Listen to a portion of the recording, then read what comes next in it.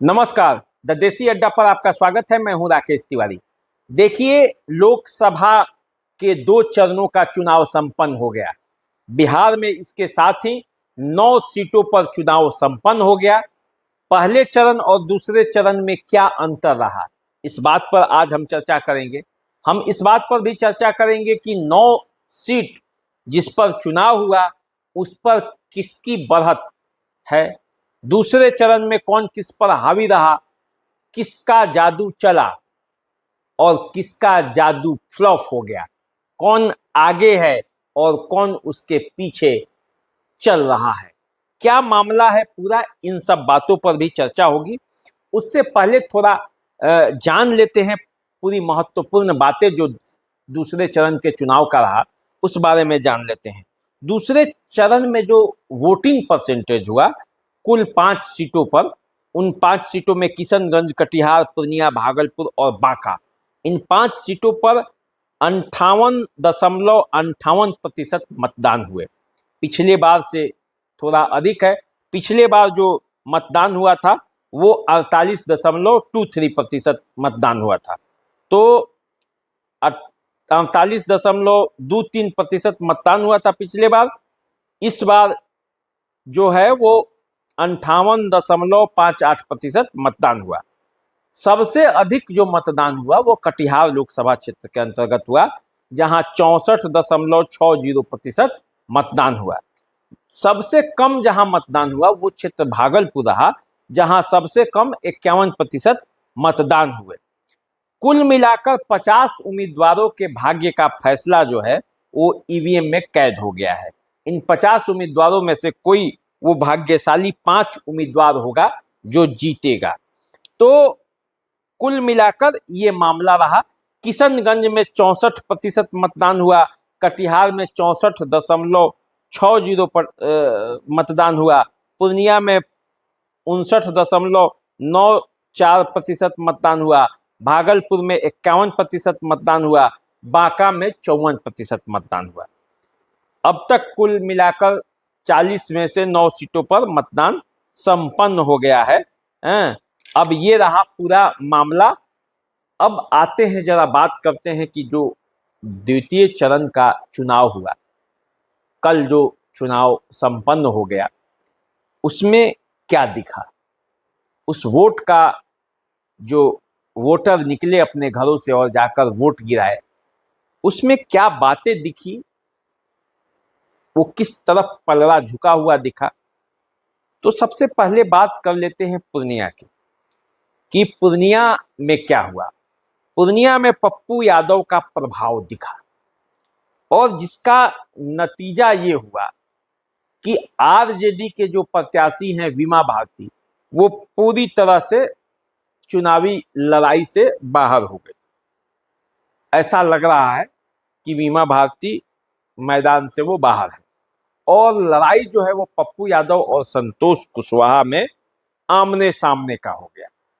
अब वीमा भारती को कितना मत मिलेगा ये तो जब 4 जून को ईवीएम खुलेगा तब पता चलेगा, लेकिन मतदाताओं के रुझान और लोगों से जो बातचीत हुआ उसके आधार पर अब ये तय हो गया कि वहां असली लड़ाई संतोष कुशवाहा और पप्पू यादव के बीच है। क्योंकि मुसलमानों का वोट, यादवों का वोट, राजद के कई संगठनों का वोट पप्पू यादव के साथ जाते हुए दिखा। तो पप्पू का पलड़ा वहां आरजेडी प्रत्याशी से भारी था। पप्पू यादव एग्रेसिव थे तो उनके वोटर भी एग्रेसिव थे, वो बोल रहे थे। लेकिन यहां सबसे बड़ी बात है कि संतोष कुशवाहा के वोटर बोल नहीं रहे थे। संतोष कुशवाहा के वोटर चुप्पा थे, वे जाकर अपना वोट गिराते थे और चले आते थे। अब पूरा मामला यहीं पर फंसा है। पहले तो लग रहा था कि संतोष कुशवाहा बहुत अंतर से पीछे हो जाएंगे, क्योंकि उनके खिलाफ लोगों में गुस्सा भी था। 14 में जीते थे, 19 में जीते थे, लेकिन उस जीतने का जो है उसके बाद जनता से जो कनेक्ट होना चाहिए, जिस उम्मीदों पर लोगों ने मतदान किया था उनको, उस उम्मीद पर वे उतना खरे नहीं उतरे ये जनता का कहना है, गुस्सा था। लेकिन जैसे जैसे चुनाव नजदीक आया, जनता दल यू ने भी मेहनत किया, उनके विधायकों ने मेहनत किया, पार्टी के संगठन ने मेहनत किया, बीजेपी के लोग लगे, प्रधानमंत्री नरेंद्र मोदी की सभा भी हुई, और तब जाकर धीरे धीरे अंदर अंदर माहौल बदला और स्थिति ऐसी हुई कि आज संतोष कुशवाहा पप्पू यादव के सामने तन कर खड़े हैं। वोटर उनका वोट गिराया, आया और चला गया। तो पप्पू लड़ते रहे, लड़ते रहे, लड़ते रहे, और उस लड़ने का ही नतीजा हुआ कि बीमा भारती को वो मैदान से आउट कर पाए।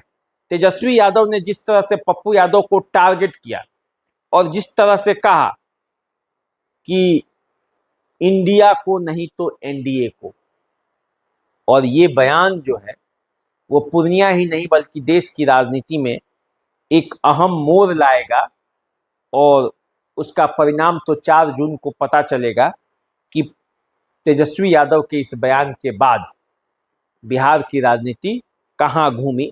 लेकिन इतना तय है कि अब संतोष कुशवाहा वहां आराम की मुद्रा में है और पप्पू यादव गर्दन तक चढ़े हुए हैं।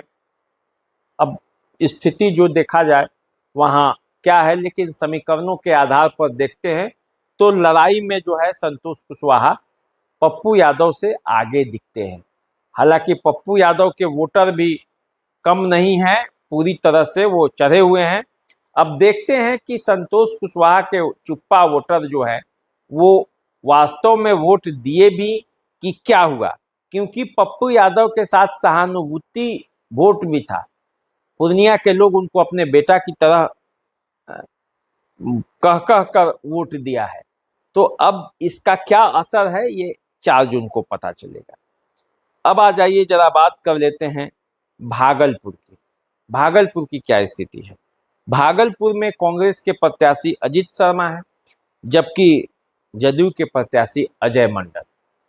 अजय मंडल गंगौता समाज से आते हैं, जबकि अजीत शर्मा भूमिहार समाज से। अजीत शर्मा एक दिग्गज नेता हैं, कांग्रेस के जाने माने चेहरा हैं। उनकी पुत्री नेहा शर्मा फिल्मी इंडस्ट्री की एक नामचीन हीरोइन है। कांग्रेस से वो भागलपुर से वो जीतते रहे हैं। इन सब के बावजूद अजय मंडल के खिलाफ लोगों का गुस्सा था। गोपाल मंडल के बयान भी बीच बीच में आ रहे थे।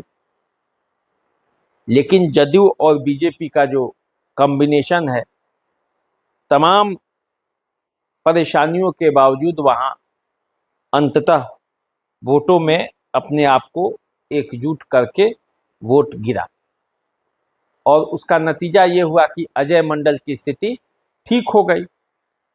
बुल्लू मंडल जो पिछले बार आरजेडी के प्रत्याशी के तौर पर वहां से चुनाव लड़े थे, वे भी जनता दल यू में आ गए।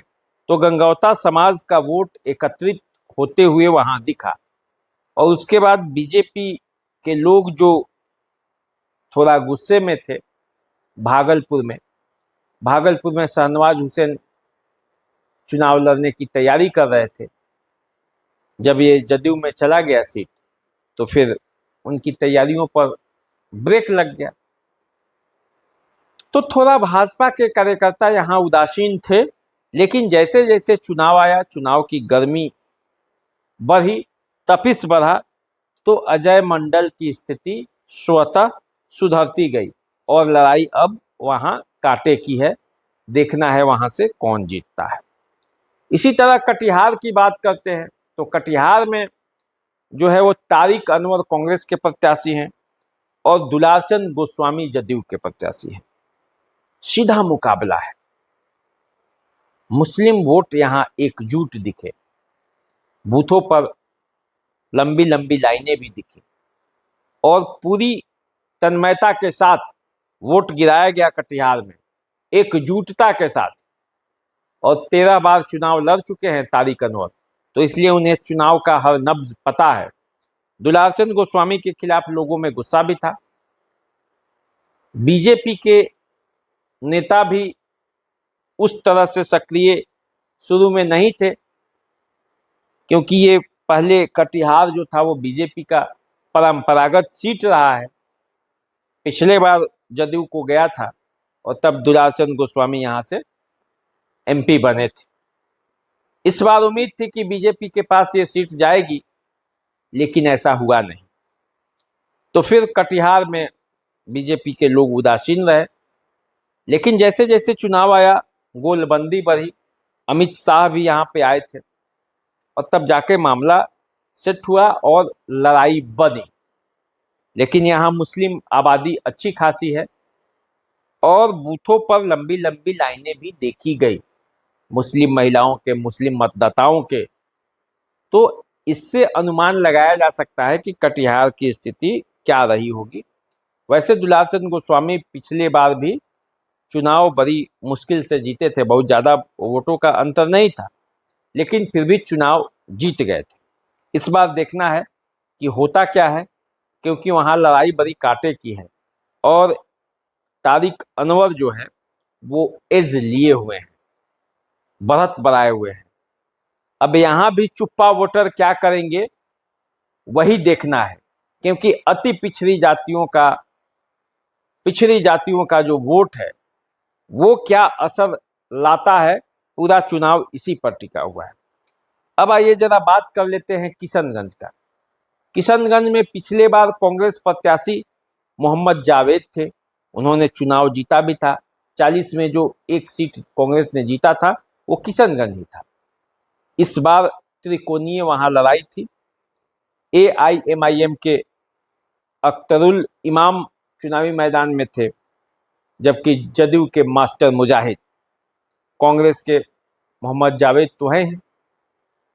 वहां पे लड़ाई जो है वो कांग्रेस उसमें बाजी मारती दिख रही है। कांग्रेस के पक्ष में एकजुटता भी दिख रही है। मुस्लिम बहुल इलाका है और पिछले बार जितने मतों से जीते थे, बहुत मुश्किल से, इस बार लड़ाई थोड़ा आसान लग रहा है कांग्रेस के लिए। लेकिन चुनाव है, तो चुनाव में तो बाजी कब पलट जाए कुछ कहा नहीं जा सकता। लेकिन मतदाताओं ने क्या किया ये तो बाद की बात है। लेकिन यहाँ एज मोहम्मद जावेद के पास है। तो 2 सीट जो है किशनगंज और कटिहार, इन 2 सीटों पर कांग्रेस का बढ़त दिखता है। इसके अलावे आ जाइए आप बांका में गिरधारी यादव चुनावी मैदान में है और उनके खिलाफ जयप्रकाश यादव जो है वो RJD के प्रत्याशी के तौर पर चुनावी मैदान में लड़ाई लड़ रहे हैं। तो बांका में गिरधारी यादव जो जदयू के कैंडिडेट हैं, वो पिछले बार भी चुनाव जीते थे, इस बार भी मुस्तैदी के साथ लड़ रहे हैं। पिछले बार पुतुल सिंह ने उनका वोट काटा था, उसके बावजूद वो जीत गए थे। इस बार पुतुल सिंह चुनावी मैदान में नहीं है।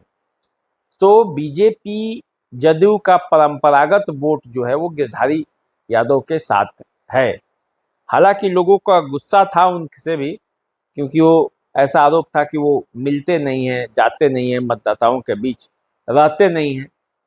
लेकिन इन सब के बावजूद मोदी के नाम पर समझ लीजिए, केंद्र सरकार में सरकार बनाने के नाम पर समझ लीजिए, भाजपा और जनता दल यू का जो वोटर है वो उनके साथ जुड़ा रहा।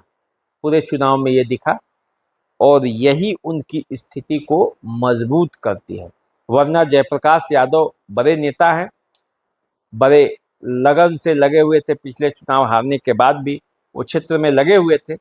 लेकिन इस बार भी लड़ाई वहां टक्कर की है। तो इस तरह से देखा जाए, जो दूसरे चरण के 5 लोकसभा क्षेत्रों में चुनाव हुए, उसमें से 3 पर जनता दल यू का एज है, जबकि 2 पर कांग्रेस का एज है। पूर्णिया में क्या होगा, पप्पू यादव जीतेंगे या पप्पू यादव हार जाएंगे, ये इसमें थोड़ा सा कंफ्यूजन है। लेकिन जनता दल यू का वहां पे एज दिखता है। चुप्पा वोटर जो हैं वो इसमें कमाल दिखाएंगे और पिछले बार के तुलना में इस बार, प्रथम चरण के तुलना में इस बार थोड़ी ज़्यादा स्पष्टता दिखी। जैसे जैसे चुनाव आगे बढ़ेगा वैसे और स्पष्टता दिखती जाएगी और चुनाव में लोग और ज़्यादा संख्या में भाग लेंगे। गर्मी थी, लगन था, इसके बावजूद लोग निकले। हालांकि उतना उत्साहजनक तो नहीं रहा, लेकिन फिर भी पिछले बार की तुलना में इस बार थोड़ा मतदान प्रतिशत आगे बढ़ा है। उम्मीद किया जाना चाहिए कि जब और तीसरा चरण आएगा तो उसमें मतदान प्रतिशत बढ़ जाएगा और पुराने रिकॉर्ड तक हम लोग पहुंच पाएंगे।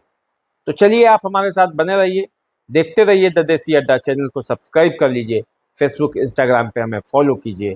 अभी दीजिए इजाज़त, नमस्कार।